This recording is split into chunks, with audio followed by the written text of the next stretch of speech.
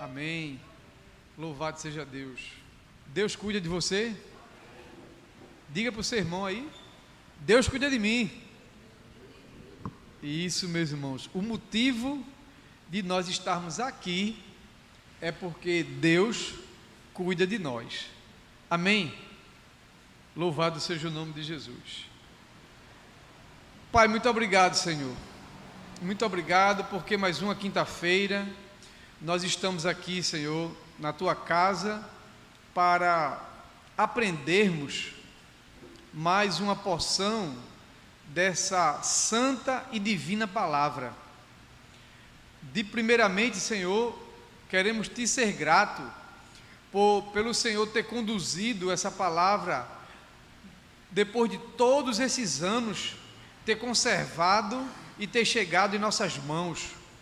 Ah, Senhor, como essas palavras elas nos animam, como essas palavras elas nos fortalecem, como essas palavras nos dá vida e nos dá esperança de futuro, Senhor. Muito obrigado por essa palavra.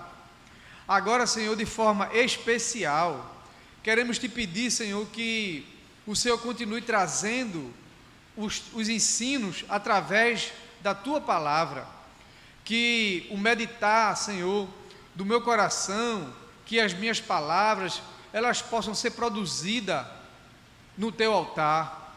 Antes de chegar a mim, Senhor, primeiro ela vem de Ti, para que Tu possa edificar, para que Tu possa exortar, para que Tu possa fortalecer, Senhor, a Tua igreja, a Tua noiva.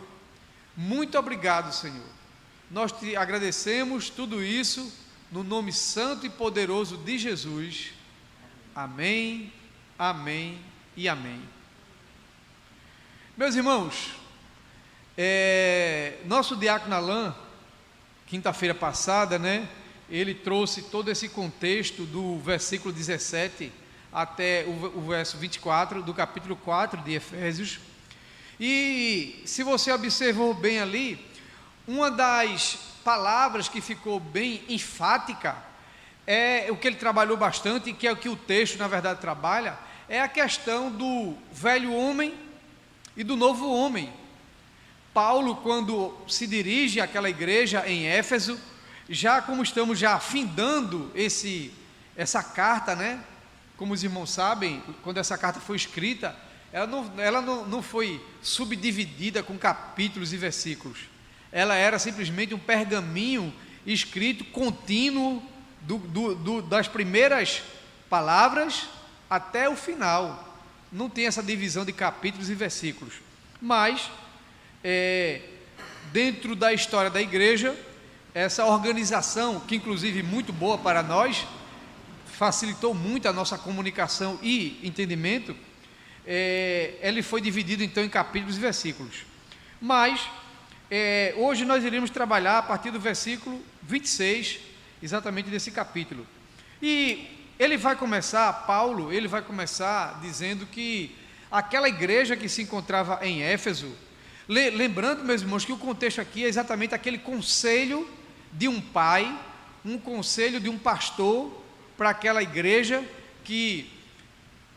da qual Paulo tinha estado com ele aproximadamente 3 anos, nós trabalhamos bastante isso aqui, e agora Paulo, que está na prisão, como também sabemos, porque estudamos aqui, como ele está na prisão, ele então, certamente ele já está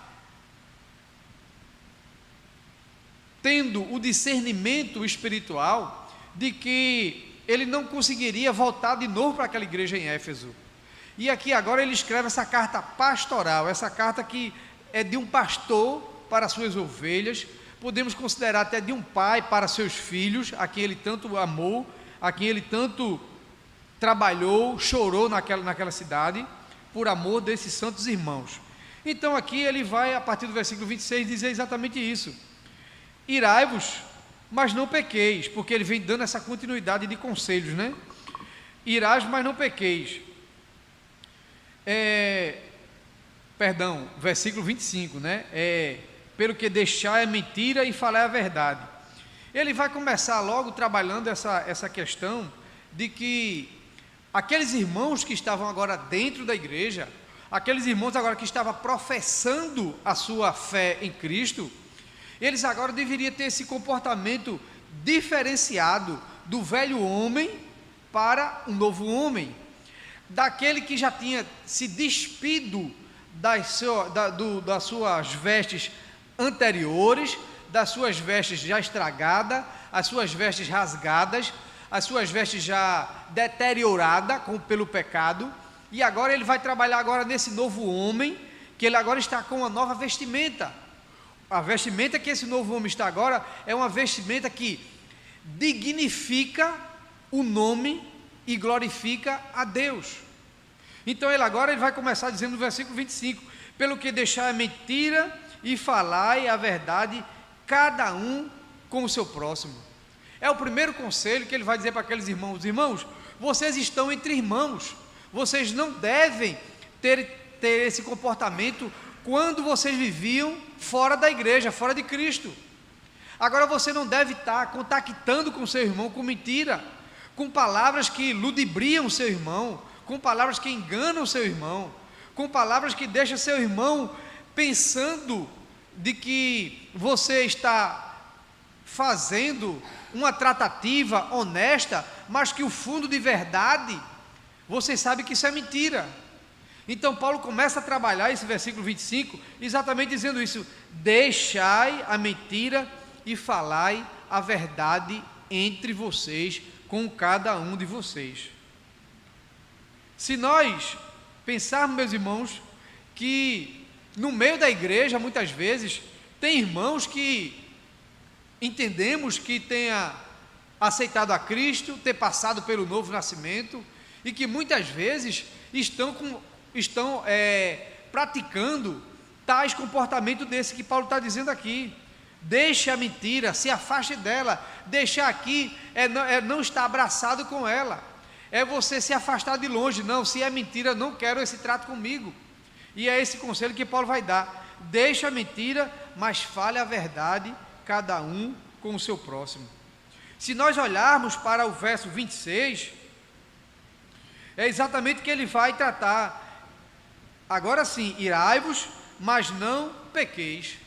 Agora, o que eu acho interessante aqui é que Paulo agora vai nesse verso 26, ele vai desmistificar aquilo que as pessoas pensam quando dizem assim: o apóstolo Paulo, um grande profeta, um grande apóstolo, e de fato foi, sem dúvida nenhuma. Ainda mais quando a gente vai estudar a teologia paulina, que está espalhada em todo o Novo Testamento, é uma coisa assim, que quando a gente vai comparar com os outros discípulos e apóstolos, ele se sobressai e muito.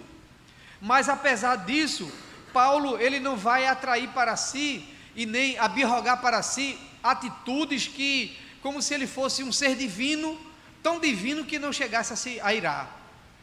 Muito pelo contrário, ele vai dizer: irai-vos. Ele vai dizer para os irmãos, quando nós olhamos para esse irar, na avaliação do significado do texto, veremos que irai-vos apresenta-se numa forma permissiva. Então ele está dizendo assim: olha, você pode se irar, mas na parte B do verso, ele vai dizer: mas não pequeis. Quer dizer, aqui nós temos uma palavra de afirmação positiva e uma segunda negativa. Já o final do texto, não pequeis, tem um sentido exatamente o negativo, que é o mandamento é um, mas a ordem ela é dupla e distinta.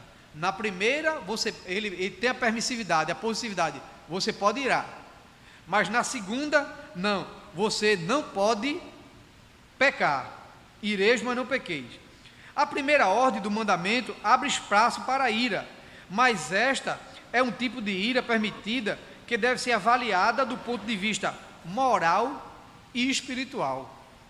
Quando nós pensamos em ira, certa vez Jesus chegou no templo e aqueles cambistas estavam negociando, estavam se aproveitando de pessoas que vinham de longe. Então começou a fazer mercado na área do átrio. Era uma área grande, mas aquela área não era destinada para haver essa troca e venda. e principalmente da forma como eles faziam, de forma enganosamente. E aí o texto vai dizer que Jesus pega um chicote e expulsa aqueles cambistas daquela casa, do templo, e ele vai dizer: vocês estão fazendo da casa do meu pai uma casa, um ambiente de troca e venda. Então Jesus ali, ele se irou. Então o cristão, ele pode se irar, ele se ira, mas a ira proveniente de uma atitude de justiça, principalmente no aspecto moral e espiritual. Nós temos que nos irar contra o pecado, nós temos que nos irar contra a injustiça. Mas a segunda parte ele vai dizer: só que nós não devemos pecar.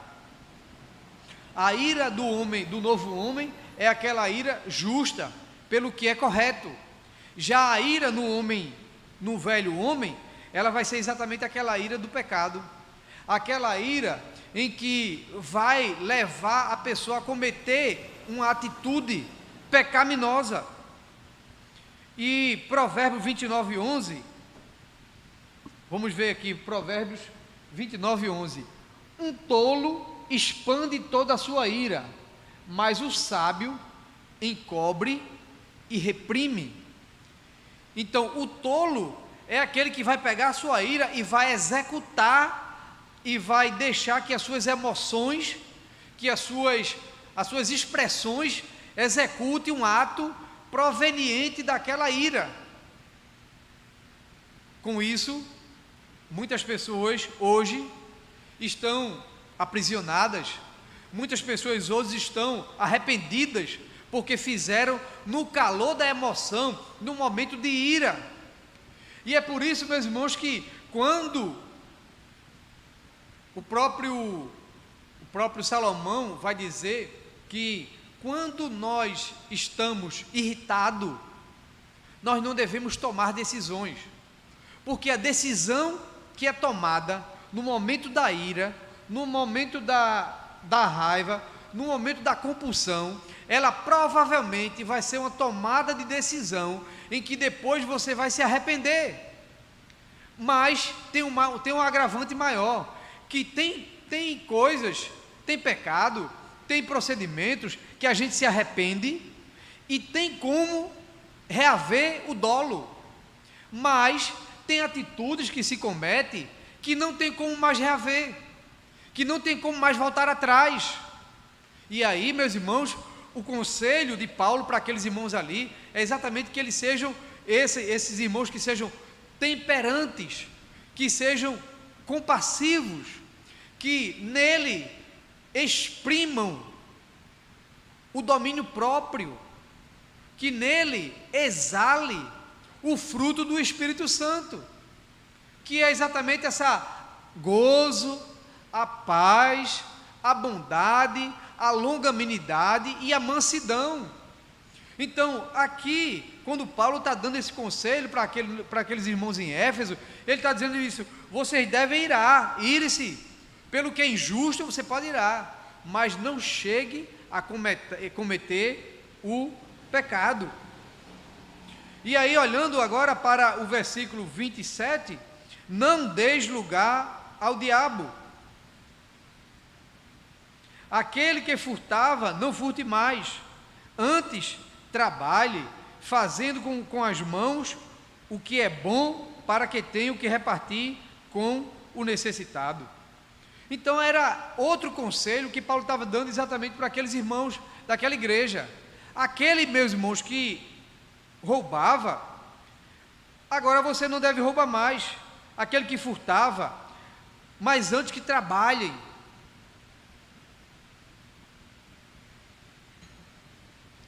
E aqui ele vai chamar atenção exatamente para que esse trabalho, ele não seja um trabalho que seja simplesmente para autorrealização. Não, eu vou trabalhar, eu vou fazer, eu vou construir, mas tudo aquilo para mim, tudo aquilo para minha realização. Mas se você observar bem, na parte B do versículo 28, ele vai dizer, fazendo com as mãos o que é bom, para. Veja que aí tem uma indicação, eu vou fazer bom, tudo, vou trabalhar, fazer o que é bom, para quê? Aí ele mesmo vai responder, para que tenha o que repartir com o necessitado.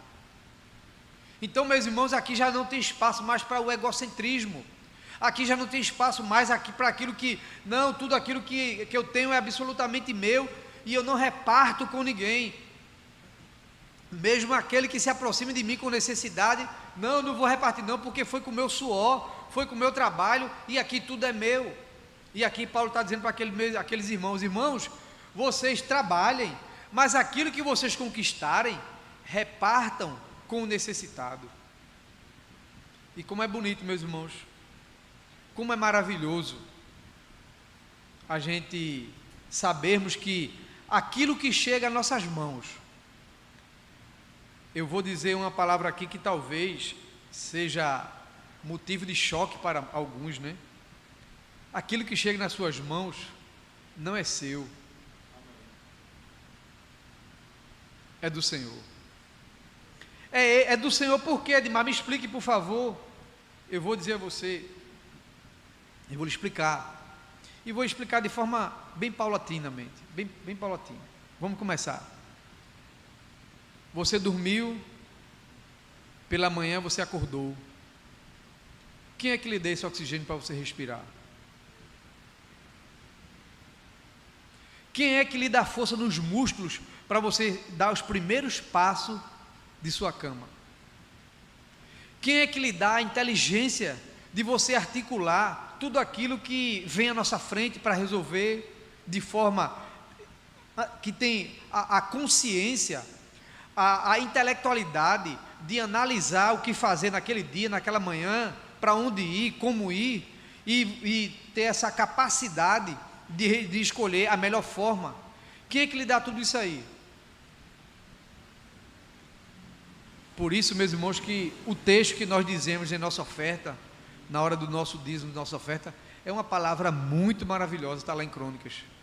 Tudo vem de ti. Porque temos que reconhecer, meus irmãos, que tudo que há em nós é do Senhor. E Paulo, ele reconhecia isso, e ele está dizendo aqui, meus irmãos efesianos, vocês que vivem aí nessa cidade rica, vocês estão trabalhando muito bem, está certo, trabalhem, mas não esqueçam de repartir aquilo que chega na sua mão com aqueles necessitados. Louvado seja Deus. E parece-nos, meus irmãos, que Paulo ele vai corroborar exatamente com essa palavra, quando ele diz assim, porque é melhor dar do que receber. Ele sabe, meus irmãos, que existe uma produção de alegria no coração, existe um mover, a gente pode até dizer assim, um mover espiritual no coração daquela pessoa que dá, que tem prazer em doar, que tem prazer em ajudar, que tem prazer em repartir. E aqui Paulo sabia muito bem disso. E olhe que Paulo, ele não era um grande empresário, Paulo, ele não era aquele homem rico, muito pelo contrário, era um fazedor de tendas, e que tocou parte do seu ministério, construindo tendas e vendendo, juntamente com Átila e Priscila. Então aqui ele está dizendo assim, que vocês, aquilo que chegar na vossa mão, reparta, porque é aprazível aos olhos de Deus. No versículo 29, ele vai continuar dizendo, não saia da vossa boca nenhuma palavra torpe, mas só a que for para promover edificação, conforme a necessidade, para que beneficie os que a ouvem. Não saia da vossa boca nenhuma palavra torpe, mas só a que for boa para promover a edificação. Então, meus irmãos, aqui Paulo nos dá aquela advertência Aquilo que Tiago vai dizer que nós devemos vigiar a nossa língua, nós devemos vigiar as nossas palavras, e aqui ele vai exatamente reforçar isso aqui, que não deixe que a sua boca produza palavras que não vai edificar. Se você vê que uma palavra não vai construir na vida do irmão, evite falar tais palavras, para que não venha entristecer o irmão, para que não venha causar discórdia, para que não venha promover dissensão. E é isso que Paulo está dizendo aqui: não saia da vossa boca nenhuma palavra torpe, mas só a que for boa para promover edificação, conforme a necessidade. Então, meus irmãos, que tomemos esse versículo 29 também como exercício de prática de nossa vida. Esse conselho precioso de Paulo. O verso 30 ele vai dizer assim: e não entristeçais o Espírito Santo de Deus, no qual foste selado para o dia da redenção. Ora, se Paulo vem tratando todos esses comportamentos que aqueles irmãos tinham antes do Evangelho, e agora que estão no Evangelho, que agora é um novo homem, Paulo agora vai estar exatamente trazendo essa lembrança para eles, que vocês agora também não devem entristecer, porque vocês não estão mais na atitude, vivendo como um velho homem, mas muito pelo contrário, agora como um novo homem. Então, como um novo homem, se você praticar isso, você vai entristecer o Espírito Santo. E é isso que Paulo está advertindo a igreja: não entristeçais o Espírito Santo de Deus, no qual foste selado para o dia da redenção. Essa palavra selado aqui, só para a gente compreender um pouco, por que é que Paulo falou exatamente essas palavras aqui? Eu sempre digo aqui a vocês que nada foi escrito por acaso. Todos os verbos, todos os substantivos, todos os adjetivos que tem aqui nas Escrituras Sagradas, eles têm um porquê de estar aqui. Nada foi falado por um paroleiro, como disseram lá com Paulo, lá na cidade de Atenas. Quem é esse paroleiro aí, que está falando palavras aleatórias? Não. Ele está dizendo isso aqui, porque no conceito de Paulo, era aquele selo que os escravos tinham, quando ele pertencia a um dono, quando o escravo pertencia a uma propriedade. Então aqueles escravos, eles eram selados com a esfinge daquele dono, daquele senhor, daquele tutor. Então ele diz assim: foste selado para quê? Para o dia da redenção. Então ele estava dizendo assim: ó irmãos, já está certo já, a nossa garantia celestial, a nossa ida para o céu, a nossa redenção, ela está garantida, ela já está certa, porque você e eu, nós já estamos selados por Deus para a vida eterna. Louvado seja o nome de Jesus. Então, meus irmãos, por causa disso, vocês não devem, procurem evitar a entristecer o Espírito Santo. Não façam isso, porque a garantia, o preço já foi pago, o cordeiro já foi imolado lá na cruz. O tetelestai que faltava durante toda a história da igreja, a palavra final que faltava de salvação para todos os profetas, para os patriarcas, para todos aqueles que viveram antes de nós, para aqueles heróis, aqueles juízes, aqueles reis, a palavra que faltava, ele estava dizendo assim: agora não falta mais, porque o selo que faltava era o brado na cruz, e o brado na cruz já foi dado. Tetelestai, tudo, absolutamente tudo está consumado. Então essa garantia desse selo é exatamente que Paulo estava trazendo à memória daqueles irmãos: vocês já estão selados, e por isso vocês não devem entristecer o Espírito Santo com o quê? Com todos esses verbos que nós falamos anteriormente. não mentir, não deixar o sol se pôr sobre a ira, não dar lugar ao diabo, não falar palavra torpe. Tudo aquilo que a gente já vem trabalhando anteriormente no texto, é exatamente com isso aqui. Ele vai concluir: e não entristeçais. Agora, vamos agora para o versículo 31. Livrem-se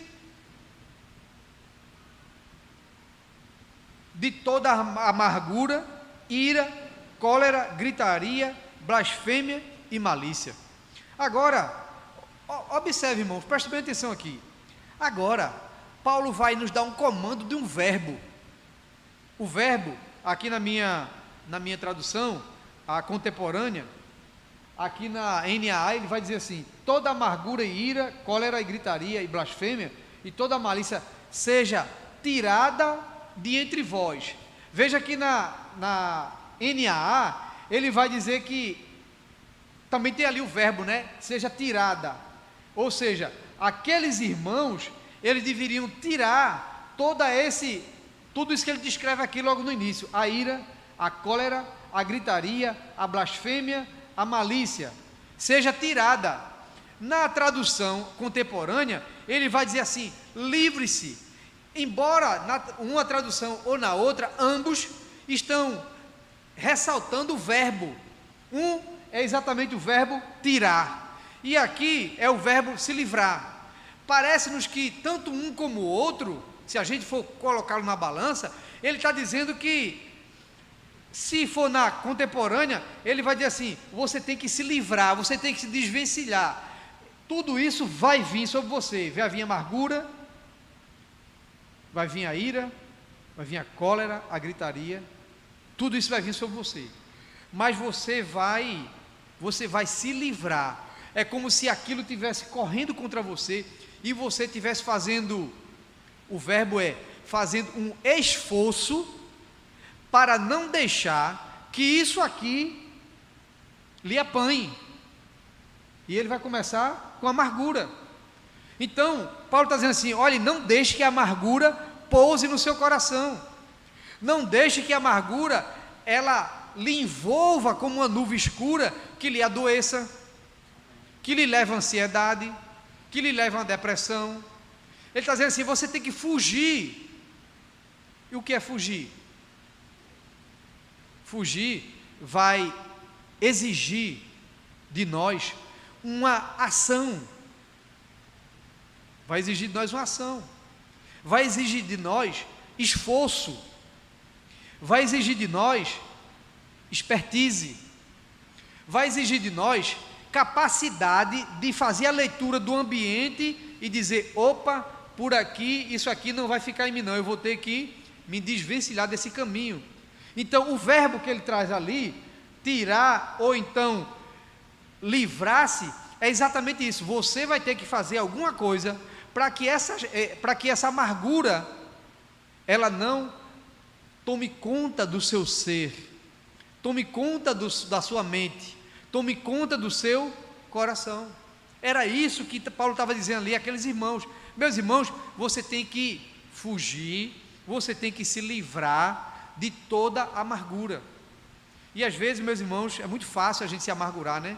Até porque a nossa natureza caída, a nossa carne, no grego, né, ela vem sax, a carne, a carne no sentido da herança adâmica, no sentido do homem caído, no sentido daquele velho homem que por tudo quer se encolerizar, tudo quer ficar raivoso, irado, iracundo, amargurado. Então é isso que Paulo está dizendo aqui: você tem que se desvencilhar, tudo isso aí, fuja disso aí.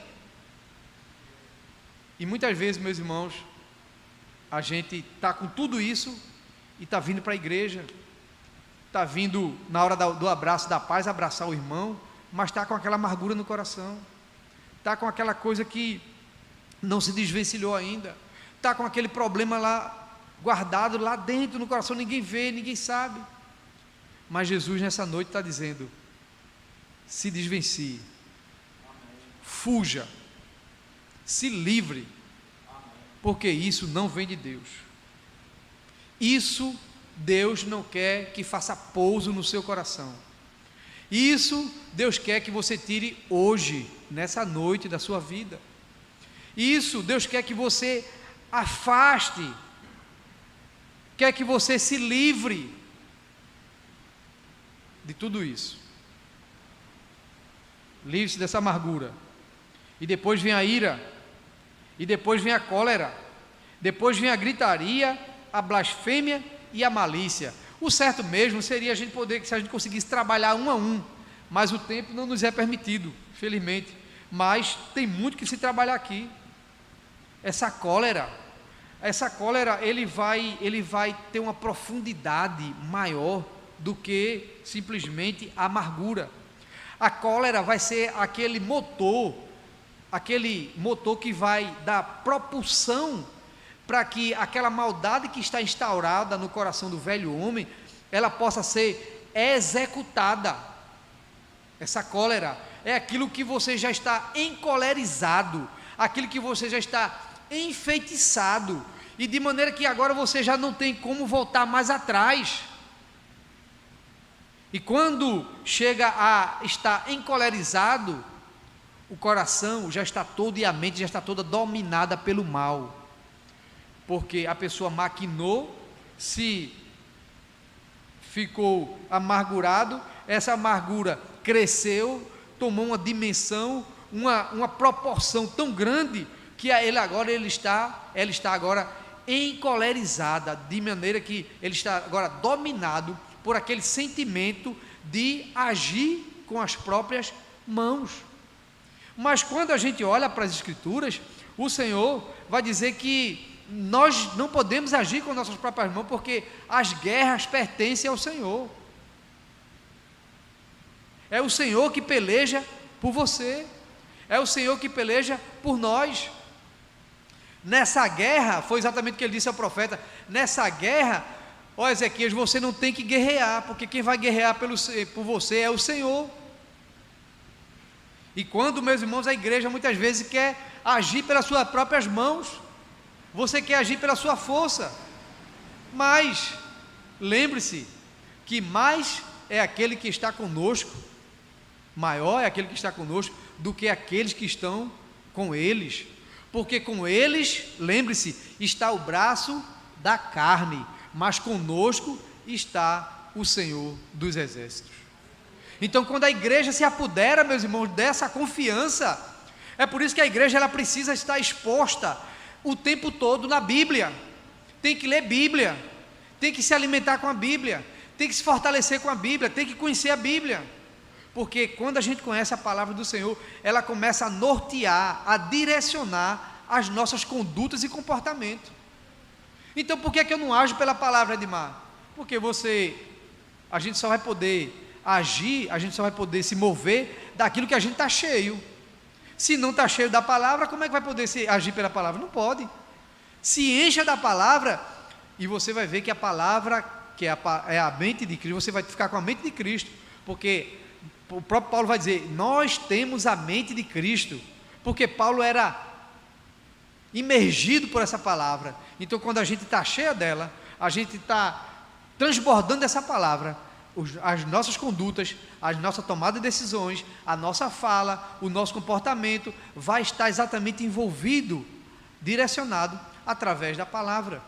Mas se não tem a palavra, então eu vou agir pelas minhas próprias forças, eu vou agir pelas minhas próprias intuições, eu vou agir pelas minhas próprias mãos. Por quê? Porque eu não estou me alimentando da palavra. Amém? Louvado seja Deus. Vamos agora para o verso 32, que é o nosso último versículo. Antes, sede uns para com os outros benignos, compassivos, perdoando-vos uns aos outros, como também Deus vos perdoou em Cristo Jesus. Ele agora vai trabalhar aqui, ele vai trabalhar a questão de nós sermos benignos e compassivos.